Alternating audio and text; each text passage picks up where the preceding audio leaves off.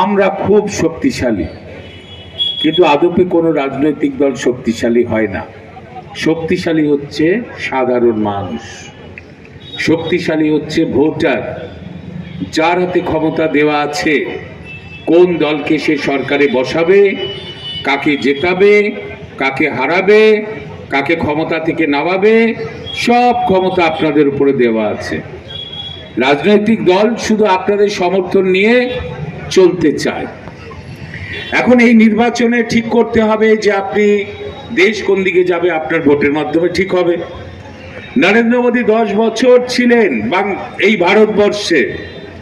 নরেন্দ্র মোদী কি বলেছিলেন, কোনটা রাখলেন কথা, কোনটা রাখলেন না, কোনটা জুমলা, কোনটা মিথ্যে, কোনটা সত্য, এগুলো তো আপনি ভাববেন, ভেবে তারপরে আপনি ভোট দেবেন। আমার আগের বক্তারা নিশ্চয়ই বলেছে